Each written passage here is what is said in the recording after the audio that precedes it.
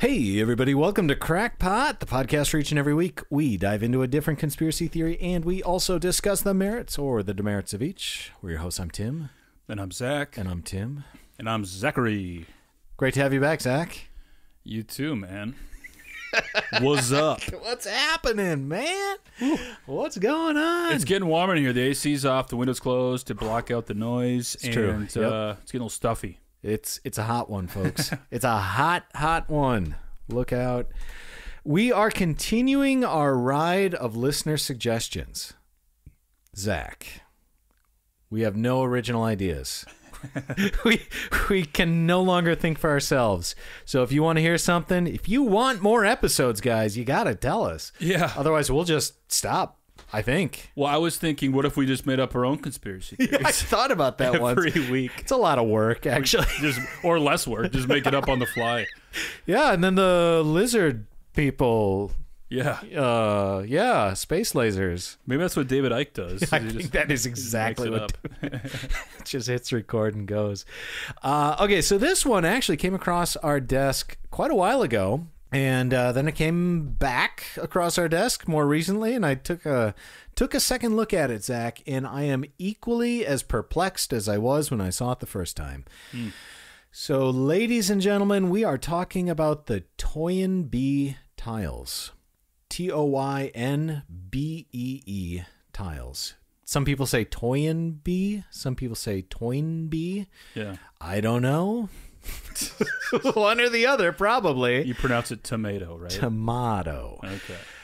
These are tiles that are found in roads, mostly in the United States in the East Coast.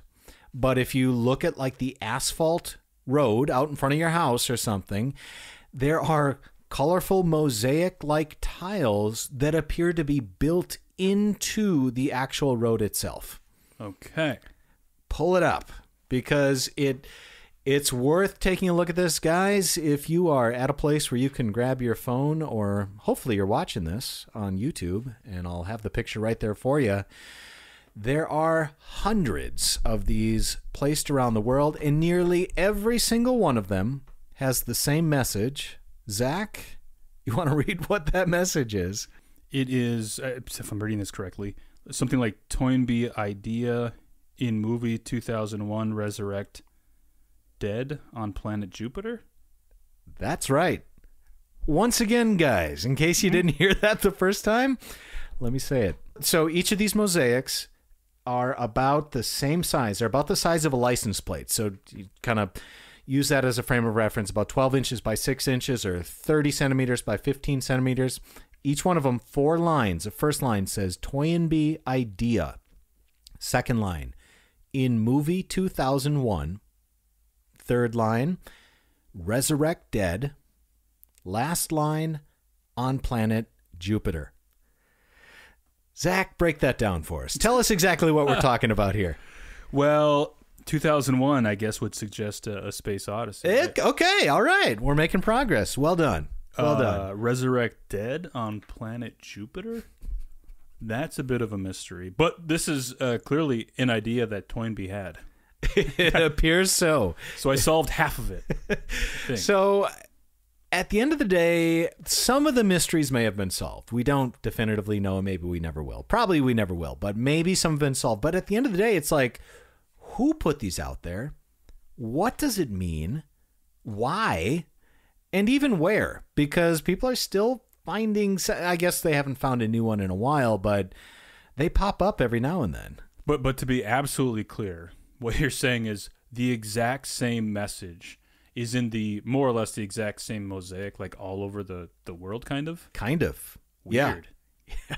Some of these mosaics have different messages.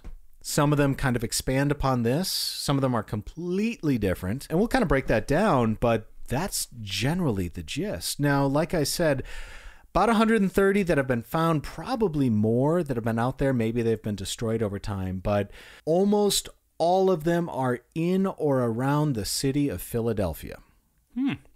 But they can also be found in Pittsburgh, Cleveland, St. Louis, Cincinnati, Margate, New Jersey, Chicago, Boston, Kansas City, Connecticut, Washington, D.C., New York City, and even Santiago de Chile. There you go. What the heck? Okay, so who did it? How did he do it? Why did he do it? What does it mean?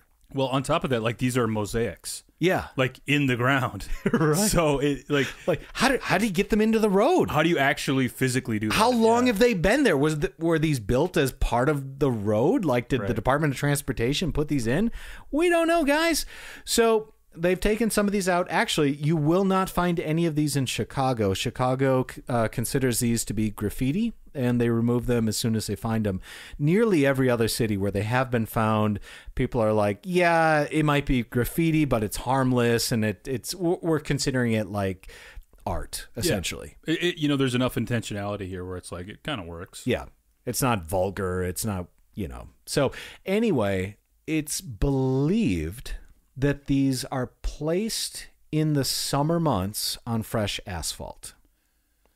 I see. So when they've removed these, they've found out that the letters, so each of these letters, and when you see this will make more sense, but each of these letters is like hand cut, like with an X-Acto blade or something is what it looks like, from linoleum.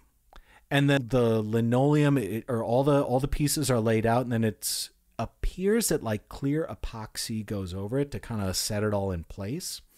But anyway, the idea is that they're placed in summer months on fresh asphalt, and then this mosaic is wrapped in tar paper to protect the tile, and then it's affixed to the asphalt with like a sealant, like a really sticky something.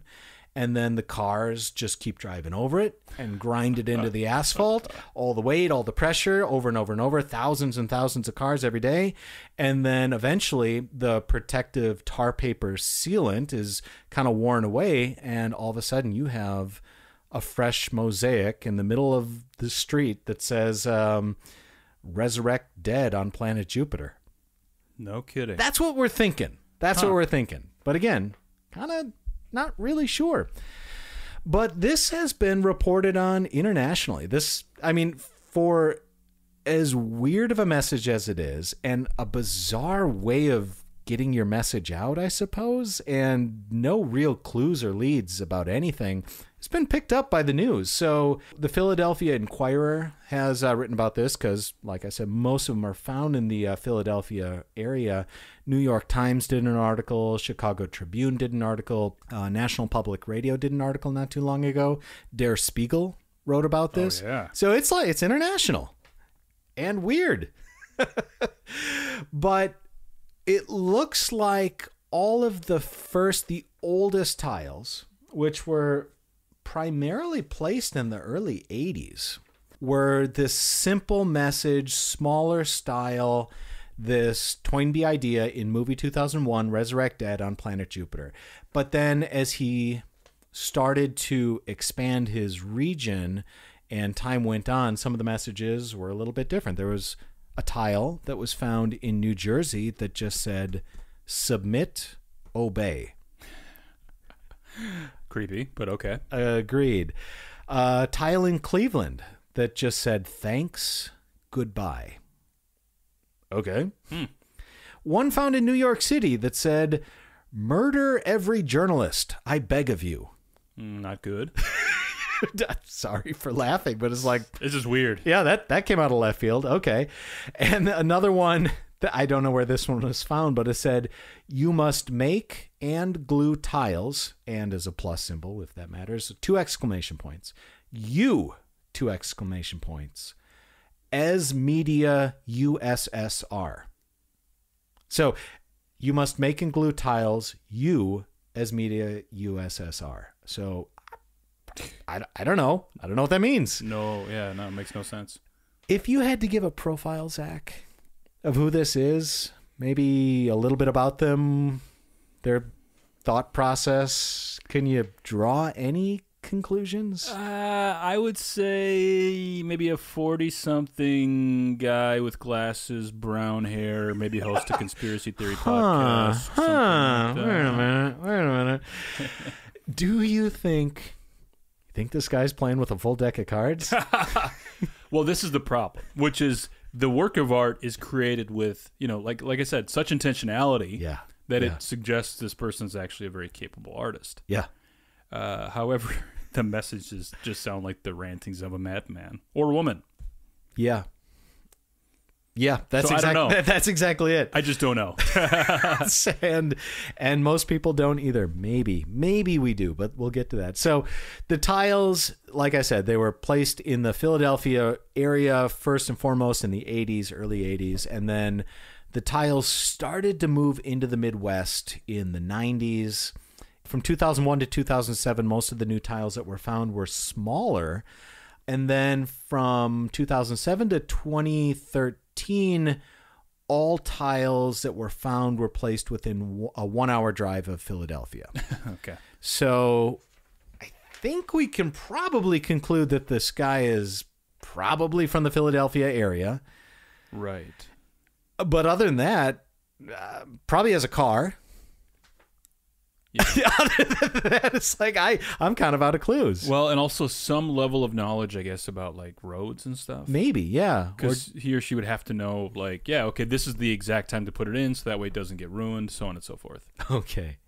Let's try to break down what this means. Okay. Because actually, the meaning of the tile might be the easiest thing to figure out, even if it is the most confusing and out there idea. Right. Okay, so the first line, Toynbee idea, Toynbe.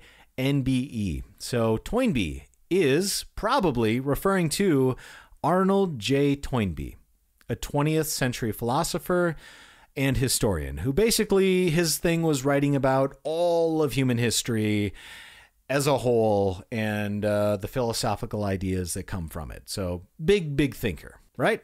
Yeah. One of his ideas was that the afterlife is not guaranteed. In order for there to be an afterlife, man needs to create it himself. Okay, so now you're starting to see a few pieces to this puzzle potentially fall into place. Literally. Okay, here's a quote from one of his writings, and I think this might shed a little bit of light onto it. So he says, human nature presents human minds with a puzzle which they have not yet solved and may never succeed in solving for all that we can tell. The dichotomy of a human being into soul and body is not a datum of experience. No one has ever been or ever met a living human soul without a body, someone who accepts as I do myself, taking it on trust. The present-day scientific account of the universe may find it impossible to believe that a living creature once dead can come to life again. But if he did entertain this belief, he would be thinking more scientifically if he thought in the Christian terms of a psychosomatic resurrection than if he thought in the shamanistic terms of a disembodied spirit. And he goes on to say that if you took all the cells, all the atoms, all the molecules of a person who has since died, and you reconstructed them in the exact same place that they were when they were alive, you would bring that person back to life. Oh, you would? You would. Oh, wow. Guaranteed. Huh. All right. Well, okay. Yeah. By the way, I had heard this theory, not necessarily from him, but this idea that the afterlife, not unlike how we experience reality, and it is what we perceive, the same thing applies to the afterlife. Interesting. Which is, it is what you make it. Yeah. Which is crazy to think about. I suppose. Yeah. I guess we'll find out someday. Stay tuned. Okay. Well, that's the first line. Toynbee idea. So we think it has to do with creating an afterlife so that you can actually resurrect the dead. All right. Second line is in movie 2001. Zach, bingo. Probably Stanley Kubrick's 2001: A Space Odyssey. Came out in 1968. Based on the short story by author Arthur C. Clarke called The Sentinel. In The Sentinel, a man is reborn, evolves on a mission to Jupiter aboard a ship called the Arnold Toynbee. Okay. Things are starting to come together. Okay. So in movie 2001. 2001 Space Odyssey. All right, third line, resurrect dead. This one had me puzzled. Yeah. Well, although now, talking about his philosophy, it makes a lot more sense. Now it makes more sense. The thing that initially like just got me is like the lack of any sort of article in here, like resurrect dead. Yeah. Not like resurrect the dead or a dead or something. I don't know. It's kind of annoying. It is. But, like, hey, when you're cutting out linoleum and, placing it in freeways, I suppose, as little writing as possible to get it done as quickly as you can. So resurrect dead, actually, physically reconstruct dead molecules of dead humans. And he refers to them, yes, as dead molecules. This artist, prophet, person doing this. And then the last one, on planet Jupiter. Yes, that planet Jupiter, the giant gas planet, which, as far as we know, doesn't really even have much surface ground area. It's almost all gas. Right. But, this idea of Jupiter comes into the movie 2001, Space Odyssey. They go to Jupiter, and it's in The Sentinel by Arthur C. Clarke. And the thinking is, and I don't think it's too far of a stretch, that if you were to resurrect every human that has ever lived on Earth, you would need a big enough place to put them all. Oh. So what's the biggest place that we have kind of nearby? Probably Jupiter, I guess. Sure. Weird. Very, very, very weird. It's just weird. You get to a point you're like, okay, now why am I trying to figure out what this probably mentally unstable person is thinking? Well, I think we're trying to figure it out because, like, it's everywhere, like all over at least this country. Yeah. And it's so unique. It's such a bizarre, unique thing. I've never seen it. I probably should have asked, and I think you would have said if you had seen one. Have not seen one besides the pictures online. Yeah. So okay. Here, I'll make a call. Guys, if you live near any of these cities or if you know where one is, take a picture, send it in. We will send you a crackpot treat. Anyone who can send one of these in, you'll get a little something in the mail from us. But let's look at some of the other clues we might have here. Okay. So maybe Ray Bradbury plays into this. Author of Fahrenheit 451. All right. Which is mandatory reading in every American high school. I think that book was canceled recently. Oh, really? Doesn't it get canceled every 10 years or so? It's controversial, but sure, right. It's controversial for the good reasons. That's right. That's what I'm saying. Yeah. It's like, To Kill a Mockingbird gets banned from libraries too, so careful what you say. But anyway, Ray Bradbury wrote a short story called Toynbee Convector, about a time traveler who returns to the present day to convince people to build a better future. Okay.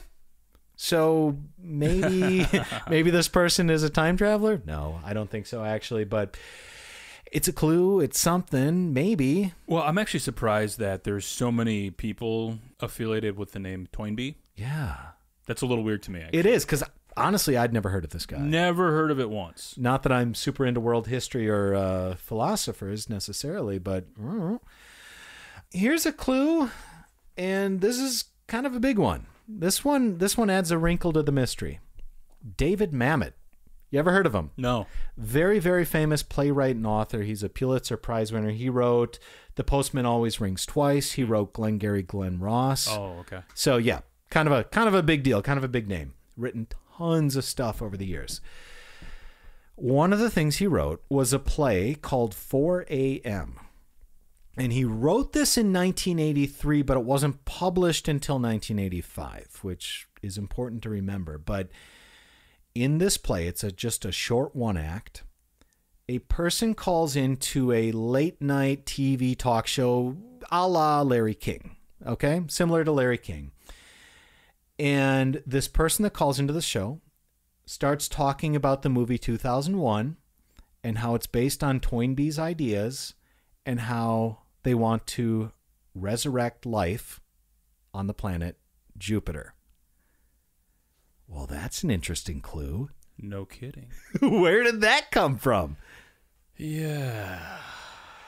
This is not a famous play, but once the Toynbee Tiles started picking up and people were trying to figure out what the heck these tiles mean or say or anything else, people inevitably came across this David Mamet play, and they're like, whoa, maybe David Mamet is doing this. I mean, we really don't know. Right. So they got a hold of him and they're like, what gives, dude? Like this lines up almost perfectly with these weird tiles.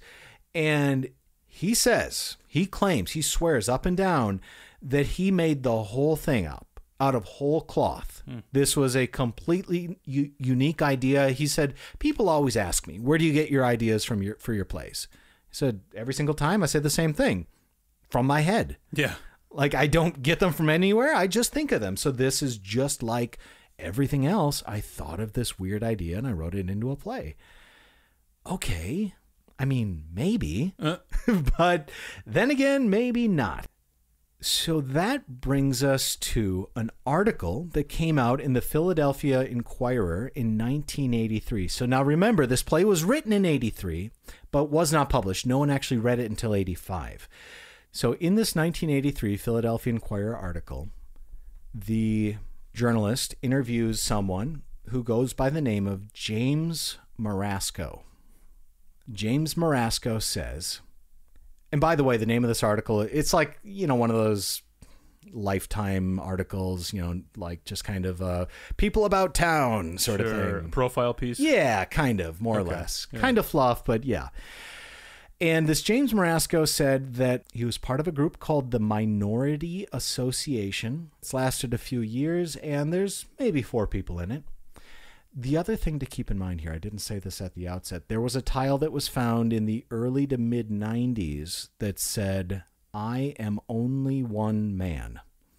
Which, that's why I keep saying this guy, this one person, this man. Oh, okay. People assume this is just one person. Yeah, so in other words, it's not like it's not an art collective. Yes, exactly. Not having other people create content, and then he's, they're all working together, in concert on getting these tiles out there. Okay, right. So yeah, it kind of eliminates a little bit of a mystery because you're not trying to hunt down like 50 people all over the world that are laying this out there. Okay. It appears to just be one man. But he says he was part of a group called the Minority Association, so maybe there was more at one point. But let me read this article to you. It's pretty short, but I think it's important. It starts out, and the journalist says, call me skeptical, but I had a hard time buying James Marasco's concept that the planet Jupiter would be colonized by bringing all the people on Earth who had ever died back to life. James Marasco said he's a social worker in Philadelphia and came across the idea while reading a book by historian Arnold Toynbee, whose theory on bringing dead molecules back to life was depicted in the movie 2001: A Space Odyssey. That's why he's contacting talk shows and newspapers to spread the message. He's even founded a Jupiter colonization organization called the Minority Association, which he says consists of me, Eric's sister, who does the typing, and a few others. You may be hearing more from Marasco, and then again, you might not. So that's the article. But in it, he says he's been contacting talk shows and newspapers. It says Arnold Toynbee. It says Resurrect the Dead. It says Planet Jupiter, and it says 2001: A Space Odyssey. A little bit of everything. A little bit of everything. So it seems to me James Marasco's our guy, right? It actually makes sense at this point. But it's too easy. It's almost too easy. So, all right, let's find James Marasco. Newspaper called him up sometime later. And there is, or was, one James Marasco living in the entire Philadelphia, Pennsylvania area in at least 2003. And the woman who answered the phone said, sorry, my husband died earlier this year. He was 88 years old. No, I have no idea what you're talking about. I have never heard of Arnold Toynbee. Neither has my husband. He has no interest or fascination with the planet Jupiter. That's the weirdest thing I've ever heard in my life. Also, he was not a social worker. Okay. Well, what the heck? Right. The other thing, so there was a documentary made about this whole hunt and search and all the tiles and the entire mystery. It's worth watching. You can find it on YouTube. But the person who made the documentary reached out to the journalist who wrote the article way back like 30 some years ago. and said, "What do you remember of this?" And the guy's like, "I don't remember everything I write, but I remember that because it was so flippin' weird." Yeah. And he's like, "All I remember was that he sounded like a blue-collar type guy. And he said he was from Fishtown, which is, I don't know if it's an actual city or just a little area, region of the city of Philadelphia. But it's, kind of a blue-collar area." Mm-hmm. This James Marasco, the one that they called and his wife said that he had passed away, the actual real James Marasco was from a rather wealthy neighborhood and probably did not sound quote-unquote blue-collar, to say the least. So what gives? I mean, the current theory is that this guy just maybe picked a name out of a phone book and just said, "This is who I am," because he didn't want to be directly associated with this idea. But he wanted some name attached to it that he could call these different newspapers and talk shows and say, "Hi, I am James Marasco. I'm calling about this idea of resurrecting the dead on planet Jupiter." So let me kind of break down where we're at here, because there's a couple of names. There's a few things that I'm just kind of like scratching my head at. So we have certifiably these tiles spread out. Yep. A lot of them are still there. So yeah, still there. And I missed the year. Do you have any sense? Oh yeah, I'm sorry. Yeah, he started doing this in 1982 and 1983, early 80s. So it was the early 80s. And whoever this person was put these kind of nonsensical messages out there, most of them being the same, most of them alluding to or just telling us that we should be resurrected on, or dead people should be resurrected on planet Jupiter. That's kind of one thing. You have in parallel somebody who claims to be this James Marasco, who was just casually trying to get this idea out there, unrelated to the Toynbee Tiles, correct? Well, we don't know. Yeah, so if you're to view it in isolation, you would say unrelated to the Toynbee Tiles, okay, potentially. Sure. Potentially.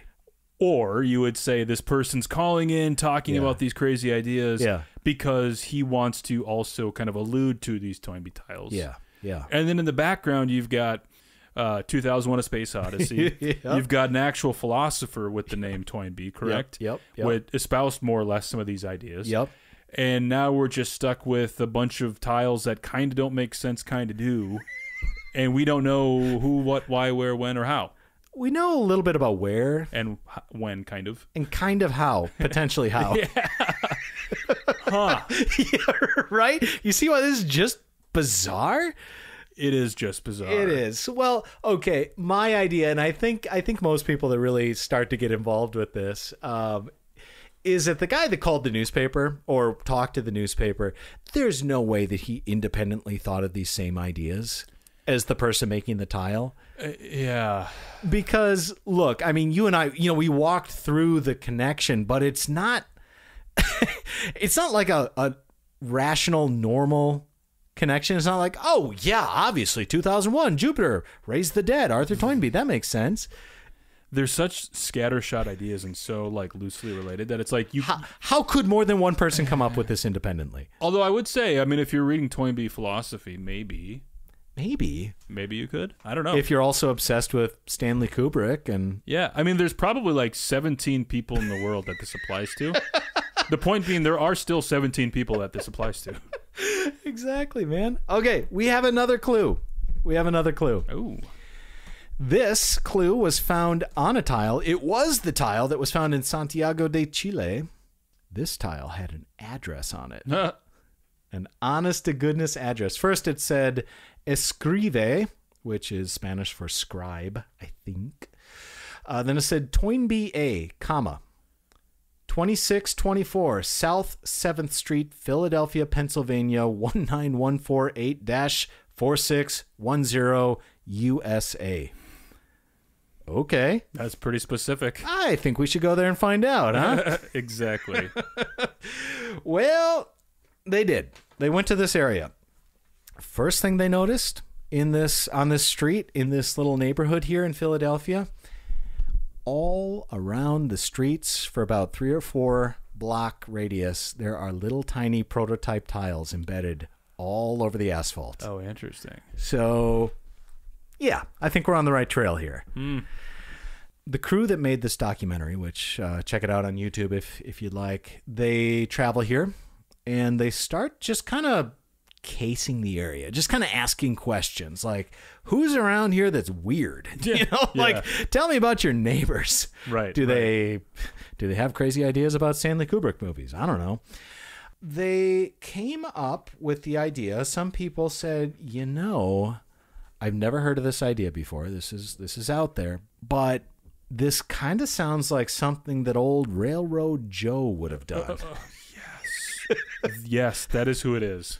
Railroad Joe. Has to be. Has to be Railroad Joe. Railroad Joe, a.k.a. Julius Paroli, lived in the same neighborhood on the same block as this address. Okay. Now, Railroad Joe worked for Conway Railroad. Why is that important, Zach? Because if you overlay a map of where Conway rail lines went and where these tiles showed up, with the exception of Chile, it's a 1-to-1.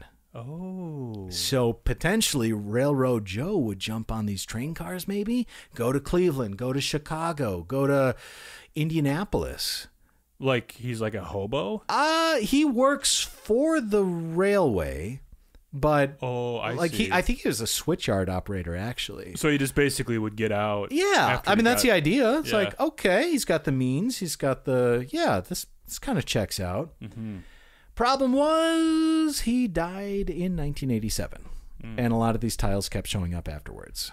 Well, that to me says it's not him then. Probably not Railroad Joe. Unless these are copycats or whatever. But okay. Believe it or not, there was a person living at 2624 South 7th Street here. Sevi Verna. Severino Verna goes by Sevi. Now, Sevi seemed to be an interesting cat. The filmmakers tried knocking on his door. He had a bolt through the lock with more locks on the bolts. He had plywood boards nailed up to his windows. His neighbors said, yeah, I mean, he lives there. He's alive. He just doesn't like talking to people. You know, he's kind of a eccentric guy, but super nice, super friendly, very smart, well-read, seems like a great guy. But, you know, I guess what happened is he got into an altercation with one of his neighbors. He was making too much noise in his house or something like that, and a neighbor came in and essentially like beat him up. And after that, he was just like, yeah, locks on the doors, boards on the windows. I just can't deal with people. So kind of tragic in that way. But definitely him, by the way. Definitely. Why is that, Zach? Well, if I can redact my statement previously about Railroad Joe. Yeah. Because I didn't have all the facts in front of me. Didn't have all the facts. That's my fault. I want to say anybody who's eccentric like that at this level is probably the person. So they got to talking to these people in the neighborhood. And, you know, some of these people had lived there for like 60 years, right? Sure. And they were talking about Sevi and, you know, just kind of what he was like and what he did. And they're like, oh, yeah, Sevi, he's got this car. And on top of the car, he has this giant antenna. It's just like one of those CB antennas. Yeah, you know? like ham radio Exactly. style. Okay. And what he used to do in the mid to late 80s was drive around the neighborhood and broadcast on shortwave radio these ideas that no one remembered specifically what they were, but they were just kind of like, okay, Sevi, that's weird. But when he would do this and drive around the neighborhood, like his voice would come over the radios in people's houses. They would like interrupt the TV broadcast and stuff like that. And everyone, you know, they would run out of that and be like, oh, keep driving, get away from, you know, you're ruining my matlock or whatever. Yeah. The other thing about his car that they noticed is that it didn't have a passenger seat. Oh, wow. Okay. A little weird, yeah. The idea, potentially, is that he had removed the passenger seat and removed the floor in the car, and he would drop these tiles out while he was driving over fresh asphalt. Oh, interesting. And that's why no one ever saw him. So there's a corresponding hole in the floor where like the seat was? Yes. That's wicked. Yes, that is exactly. Sick. These people went to a ham radio enthusiast convention, started talking to some people in the Philadelphia area that have been doing shortwave radio, ham radio stuff for a long time. And they're like, yeah, we knew about this guy. He was around. And, one of the things they were saying, one of the things he used to do is drive slowly up and down the streets during the evening news and broadcast his message about the Toynbee philosophy and Jupiter and resurrecting the dead over other people's televisions. So maybe we have figured it out. Maybe. I mean, it's not. Yeah. I mean, like, is there more information on the guy at this point? Honestly, not really. What we know is about him is that he was, his family's kind of politically well connected. He has an uncle who was a funeral director and also carved gravestones. The reason I bring that up is that potentially, like you have someone that can carve gravestones. Maybe it's not that much of a stretch to then carve out letters into a mosaic message, I suppose. Sure. Oddly enough, he's related to the inventor of instant replay, which has nothing to do with anything. But he's born in the 1950s. He's a big fan of sci-fi. And it's like, yeah, okay, it's probably this guy. Really could be. Yeah. But it went how many years without people even getting... Decades. This far? Decades, man. Until like about 5 or 6 years ago, these people may have cracked the case. Dang.